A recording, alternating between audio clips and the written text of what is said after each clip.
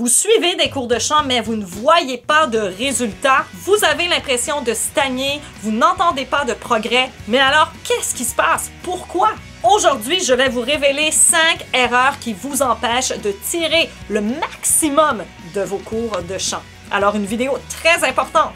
C'est parti! Juste avant de commencer la vidéo, j'aimerais dire un bonjour tout spécial à tous les membres des super athlètes de la voix VIP qui font partie de mon fan club. Merci infiniment.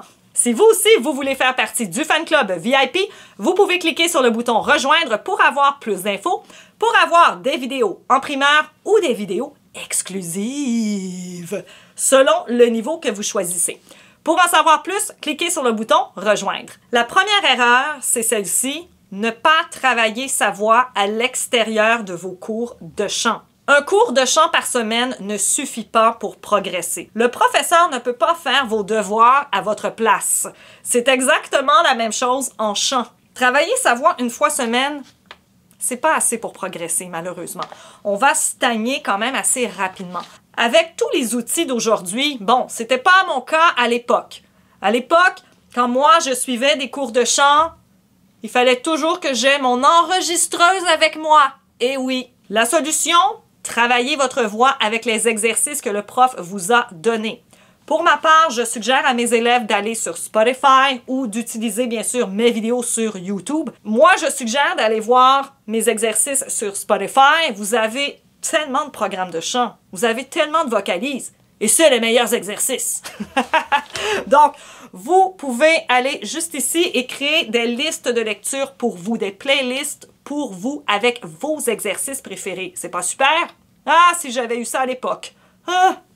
Prenez entre 15 et 30 minutes quelques fois par semaine. Bon, si vous n'avez pas beaucoup de temps, au moins 2 fois. Au moins 2 fois semaine. Si vous avez plus de temps, 3, 4 fois semaine, entre 15 et 30 minutes.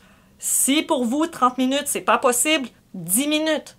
Mais simplement pour vous rappeler, vous remémorer ce que vous avez travaillé pendant le cours. C'est très important parce que sinon, à quoi ça sert? On peut oublier les exercices, on peut oublier les conseils que le prof nous a donnés. La base, c'est de prendre des notes ou d'enregistrer le cours pour pouvoir se remémorer, se rappeler ce qu'on a appris pendant le cours. Je l'ai dit, mais je vais le répéter encore une fois. Ce ne sont pas tous les exercices qui fonctionnent pour tout le monde. Peut-être le humming est l'exception à la règle. Deuxième erreur! Vous n'êtes pas assez patient avec votre voix. Vous voulez des changements tout de suite immédiats. Ce n'est pas le cas. Je sais que c'est pas nécessairement ça que vous voulez entendre, mais le chant, c'est un long processus. On a tous une voix différente et tout le monde apprend à un rythme différent. Simplement acquérir la technique vocale de base peut prendre quelques années. Parfois, lorsqu'on suit des cours de chant, on veut aller trop vite. On veut travailler des techniques trop avancées. Donc, vouloir sauter des étapes vocales, c'est pas une bonne idée. On peut se blesser, on peut fatiguer notre voix, on peut développer des problèmes vocaux. Pourquoi? Parce que notre voix n'est pas prête pour ce genre d'exercice, n'est pas prête pour ce type de chanson. Donc, c'est très important de ne pas sauter d'étape, d'être patient avec sa voix. La prochaine erreur, ne pas demander de retour constructif à son professeur. Le but, c'est pas de répéter ce que le professeur fait. Le but, c'est de comprendre pourquoi on le fait. Qu'est-ce que je fais avec ma voix quand je fais tel ou tel exercice? À quoi cet exercice-là, à quoi cette vocalise va servir? Quel est l'objectif du cours? Pour ma part, quand les élèves viennent me voir en cours, tout de suite, il y a un objectif qui est fixé. Moi, c'est important de savoir qu'est-ce que l'élève vient chercher. Si vous ne demandez pas à votre professeur un bon feedback, vous ne pourrez pas progresser. Si on répète toujours la même erreur, c'est là où il y a danger. C'est là où il y a problème. Parce qu'on va toujours répéter les mêmes erreurs encore et encore et encore. Pour terminer, ne pas écouter son corps et forcer sa voix à tout prix. Forcer sur sa voix pour atteindre une note en particulier, c'est dangereux. Ça peut causer des tensions inutiles sur notre gorge.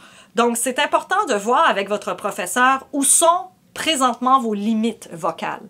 Si vous travaillez des exercices trop difficiles pour vous, si vous chantez des chansons trop difficiles pour vous, il faut le dire à son prof. Il faut comprendre que nous, les professeurs, on n'est pas dans votre voix. Mais vous, vous sentez votre voix. C'est votre instrument. Vous le savez. Donc, si vous ressentez de la douleur, si vous sentez que vous forcez, si vous n'êtes pas à l'aise dans un style, dites-le. Il y a 1 milliard de chansons sur la planète. Vous êtes capable de trouver une chanson qui vous correspond. C'est sûr qu'au début, on va explorer différents styles. C'est OK, c'est normal. Mais au bout de quelques cours, il faut s'assumer. Il faut assumer qu'on chante tel style. Pourquoi? Parce que la technique vocale va changer selon le style. Rappelons-nous que chaque style musical a ses propres codes. Alors, si vous vous êtes reconnu dans une de ces erreurs, pas de problème.